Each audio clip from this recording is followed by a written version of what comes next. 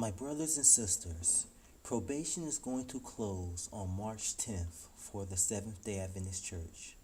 Many of you who have rejected this message have the mindset that if nothing takes place on March 10th, that you are going to ridicule, scorn, mock, or make fun of those who believed in this message. Some of you plan on making phone calls and videos condemning all those who have supported or have been labeled as time setters. But before you do that, I want to call your attention to some biblical and historical facts. I want you to understand that just because something appears not to happen in the physical world doesn't mean that an event hasn't taken place in the spiritual. But once something happens in the spiritual, there are usually signs manifested in the physical. Let's look at Adam and Eve at the fall. When Adam and Eve ate the forbidden fruit, they were unaware that the Holy Spirit had departed from them, and that a death sentence was already pronounced. No amount of pleading or prayer could undo the curse and sufferings that were to befall all mankind. They didn't start to get weak or feel any of the effects of sin. The only physical manifestation of their sins was that their robes of righteousness were gone. Unbeknownst to them, all of heaven was mourning for their fall. Let's look at Noah. When Noah and his family entered the ark and God closed the door behind them, the billions of people left outside had no idea that probation was eternally closed for them. Many of them thought that they could simply enter the ark if it started to appear as if a flood was really coming. So for the next 7 days, they mocked, scorned, and ridiculed Noah. But when the floods came and they beat against the closed door, it would not open. It was too late.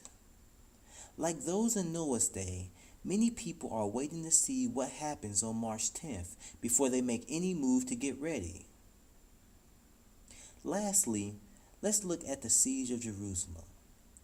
Before the destruction of Jerusalem in 70 AD, a warning sign was given that when the people of God saw Jerusalem surrounded by armies, they would know that the city's destruction was near. That warning was given by Jesus himself more than 30 years prior. Christ loved the people so much that he even sent signs and wonders to warn the people. The Great Controversy, page 29, paragraph 3 says, "Signs and wonders appeared, foreboding disaster and doom. In the midst of the night, an unnatural light shone over the temple and the altar. Upon the clouds at sunset were pictured chariots and men of war gathering for battle. The priests ministering by night in the sanctuary were terrified by mysterious sounds. The earth trembled, and a multitude of voices were heard crying, 'Let us depart hence.'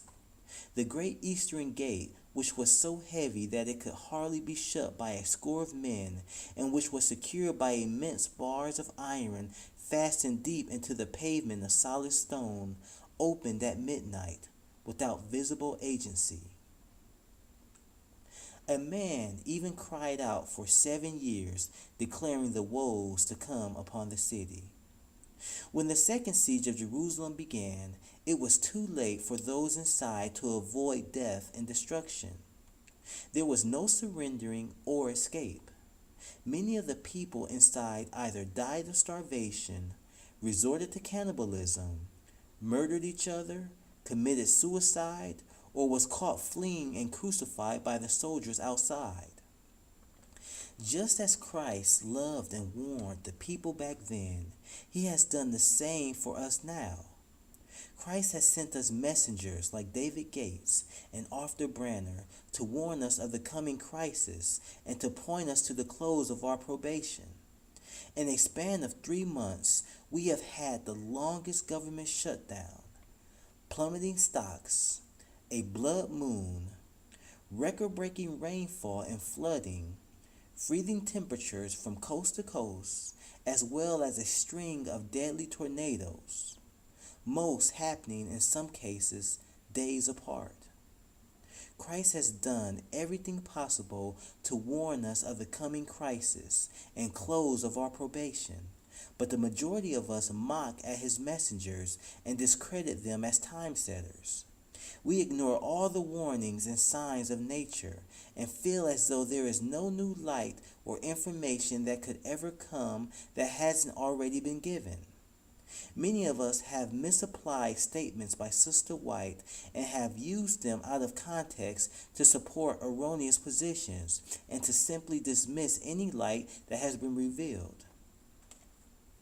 Many people have denounced and dismissed these truths as time-setting and have never taken the time to even pray about or research the subject matter. My brothers and sisters, here is the real truth about the close of probation. Our probation closes when the Holy Spirit departs from us. For many of us, probation has already closed. Some of our hearts are so hardened to the Spirit of God that there is no sign or warning that could ever be given to awaken us out of our Laodicean slumber.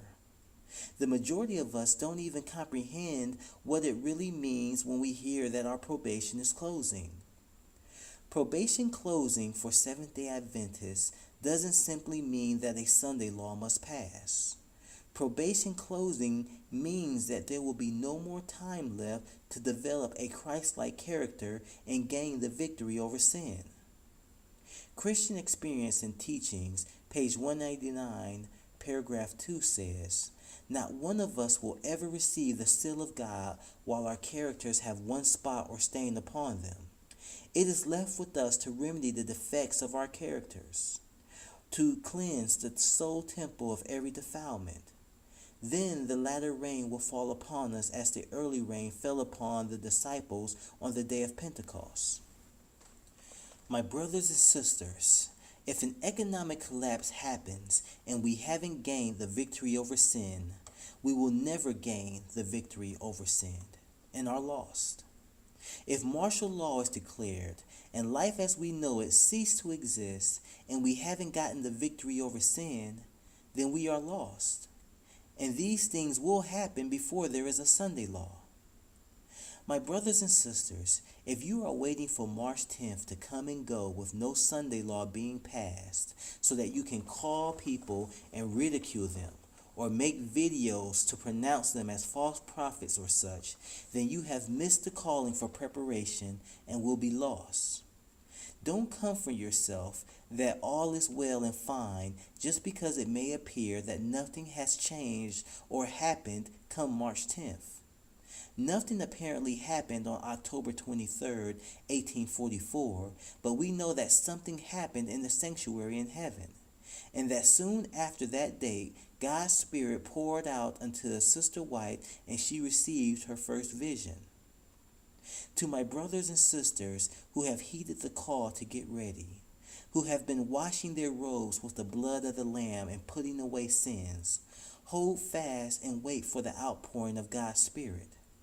A crisis will come upon our church, and when the dust settles, God will have a church without spot or wrinkle, a people who have gained the victory over sin and who God can shower the latter rain upon in full measure. Don't give up and keep the faith. Philippians chapter 1 verse 6 says, "Being confident of this very thing, that he which hath begun a good work in you will perform it until the day of Jesus Christ." To my brothers and sisters who have rejected this message, I implore you, even at this 11th hour, God can still work in you the fruits of righteousness. Remember, even after all the animals entered into the ark, there was still time so that anyone who wanted to be saved could still get inside the ark before the door was closed. It didn't matter if they spent 119 years of the 120 ridiculing Noah. They still could have come in and found salvation.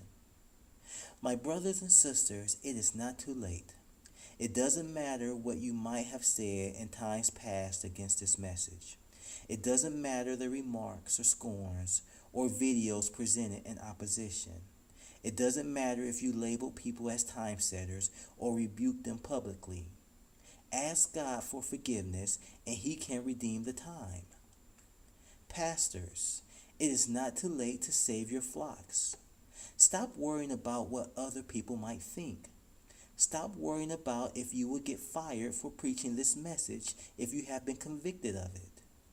If it's acceptable to preach acceptance of women's ordination and homosexual and transgender leadership, but the preaching of dual application and the closing of Adventist probation will get you fired, then what state is our church really in? And under whose banner do you stand? We are at the very end now. Choices have to be made. When a person is sealed, they cannot be unsealed. And when probation's door closes on a person, they will receive the mark of the beast. Right now is our moment of decision. What happens at the Sunday law is just a manifestation of the decision we make today. Having an intellectual knowledge of the Sabbath is not enough to make it through the Sunday law crisis if the Holy Spirit has departed from you.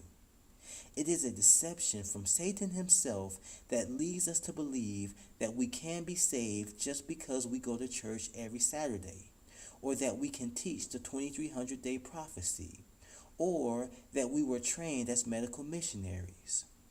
Our characters need to be spotless, and we can't work on them during the crisis. Jesus is working in the hearts of people all around us, giving them the victory over their sins. Be not deceived, my brothers and sisters. We are not all sinning. There are Enochs all around us.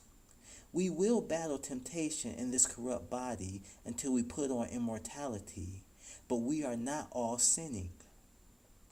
God will have a people to put away sin, and He has been pouring out His Holy Spirit heavily on those seeking the divine nature since the call went forth with even at the doors. Last Day Events, page 195, paragraph 4 says, "Only those who are living up to the light they have will receive greater light. Unless we are daily advancing in the exemplification of the active Christian virtues, we shall not recognize the manifestations of the Holy Spirit in the latter rain. It may be falling on hearts all around us, but we shall not discern or receive it." My brothers and sisters, that prophecy has been fulfilled. Jesus sent light for us to know that our time to get ready was coming to an end. Some of us have heeded the warning, but many of us have rejected it. When the loud cry goes forth that the bridegroom is coming, will there be oil in your lamp?